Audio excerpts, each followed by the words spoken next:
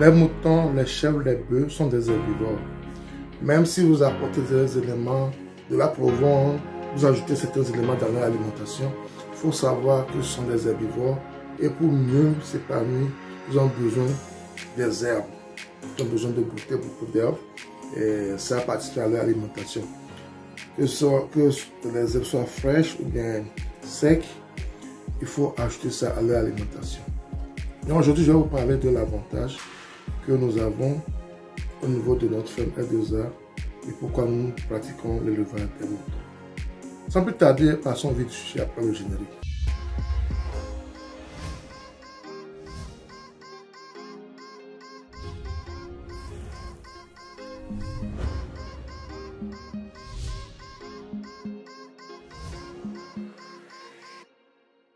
Si vous me découvrez pour la première fois, mon nom c'est Sabi Aliati.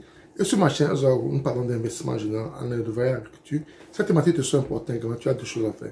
Abonne-toi à notre chaîne Group, clique sur la cloche de notification pour ne plus rater nos vidéos à chaque fois que nous en publions. Ensuite, partage au maximum pour qu'elle puisse atteindre plus de personnes. Il y a plusieurs types d'élevage. Et nous avons l'élevage des moutons, des chèvres également, des bœufs, etc. Et nous, on a choisi de faire l'élevage des moutons, des chèvres à notre niveau des bœufs, à cause de l'avantage naturel que nous avons au niveau de la ferme L2A. La ferme L2A, elle est sur 10 hectares et l'exploitation que nous avons actuellement, ce que nous exploitons, n'est qu'une petite partie de la ferme. Ce qu'on exploite pour nos animaux n'atteint même pas 1 hectare. Ça ne fait même pas 1 hectare. Ce qu'on exploite pour nos animaux. On a notre champ de teck également et on a fait 3 hectares de arbres fruitiers, bananes, plantains et de fourrage pour nos animaux cette année. Donc il y a encore de l'espace. Et l'espace là est plein d'herbes, des herbes que nos moutons mangent. Les herbes que nos moutons mangent. Et actuellement en saison pluvieuse, nous avons ces herbes en abondance. Nous avons tellement d'herbes un peu partout. Et nos moutons, ils s'en régalent. Ils s'en régalent de ces herbes. Donc, aujourd'hui, je veux parler spécialement de cela.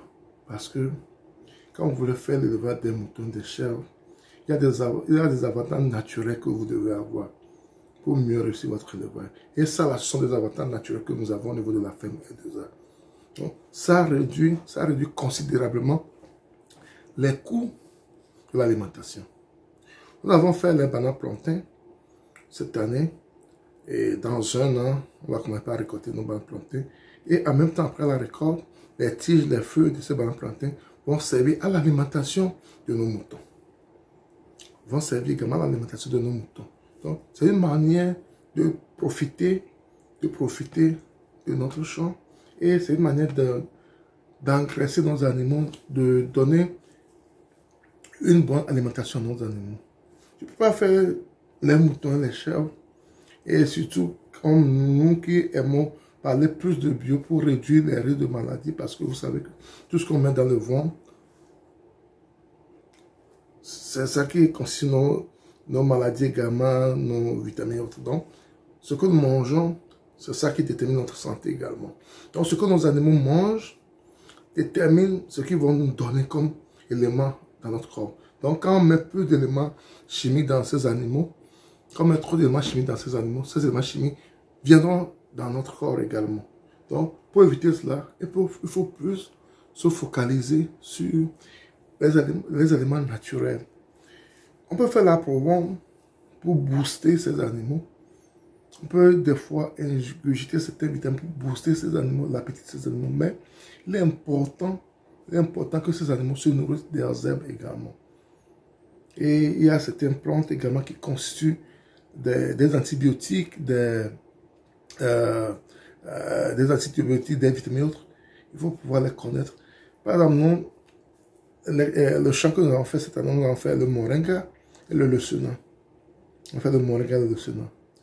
Nous avons les quinines aussi sur notre champ qu'on donne à nos animaux de temps en temps.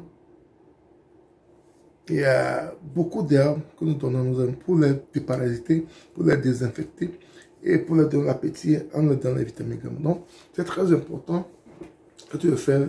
Quand tu penses à faire l'élevage des moutons et des chèvres, et tu as un bon espace, c'est très important de penser à cela. Comment exploiter ton espace pour donner à tes animaux une gamme variée d'aliments. Les herbes sont vraiment importantes et actuellement, je vais dire que nous sommes vraiment bien servis. Nous sommes vraiment bien servis par notre champ, par les herbes, et nos animaux s'en raffolent énormément. Nos animaux s'en raffolent énormément. Et c'est important que vous le sachiez pour que vous l'investissez. Dans quoi investir et quel avantage naturel vous avez avant de vouloir investir. Ces avantages naturels nous aident énormément à prendre de très bonnes décisions. Tu vois ton champ, tu vois les herbes sur ton champ, tu te demandes, tu vois quel animal mange bien ces herbes. Et par rapport à ça, tu orientes ta production également. Par rapport à ça, tu orientes ta production également. Parce qu'il faut savoir que ce qui tue l'éleveur, c'est l'alimentation. C'est ça qui nous tue le plus. Surtout actuellement, quand on fait les volailles, avec la flambée des prix des céréales, c'est un vrai casse-tête chez nous. C'est vraiment un problème pour les éleveurs actuellement. Parce que le prix des denrées, des céréales augmente, mais le prix de vente n'augmente pas. Tu as du mal à vendre tes animaux, tes volailles à un bon prix.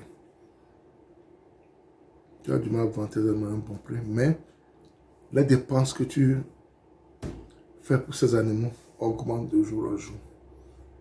C'est ça, c'est la difficulté que nous avons en tant qu'éleveurs. Donc, nous, l'avantage que nous avons, c'est nos moutons et l'espace que nous avons à notre niveau.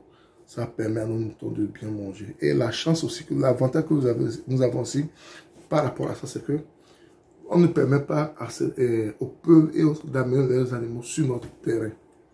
Parce qu'ils peuvent amener aussi des maladies sur notre terrain. De veiller à ce que personne n'amène ces animaux là-bas. C'est très important également. Quand les gens n'amènent pas leurs animaux sur votre champ, votre terrain, vous êtes sûr de réduire les coûts les maladies. Parce que quand vous amenez vos animaux dans certains pâturages, où tout le monde vient perdre ces animaux là-bas, les risques de contamination sont très élevés. Les risques de contamination sont très élevés. Mais si c'est sur un champ contrôlé par vous, où personne n'amène ces animaux, les risques de maladie sont moindres. Parce que vous savez ce que vous faites. Et aussi sur votre champ, vous pouvez éviter les plastiques et autres. Parce que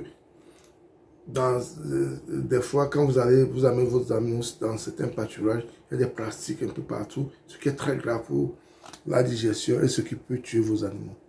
Mais quand vous avez votre pâturage que vous contrôlez, il y a des choses que vous pouvez éviter sur votre pâturage et ça va pour le bien de vos animaux. Donc, c'est ce que je tiens à partager avec vous ce matin. L'avantage d'avoir un pâturage sur son champ qui permet à ces animaux de mieux brouter, de bien manger et d'être en forme. Parce que nous faisons les moutons, les chèvres, on peut ajouter des provisions, mais sachez que les herbes sont très primordiales pour leur alimentation. Si vous avez aimé la vidéo, ne la gardez pas pour vous. Partagez-la autour de vous. Abonnez-vous à notre chaîne SOAGRO. Activez la cloche de notification pour ne pas rater nos vidéos à chaque fois que nous publions. Ensuite, partagez le maximum pour que plus de personnes. C'était Sabi et à la prochaine. Bye bye.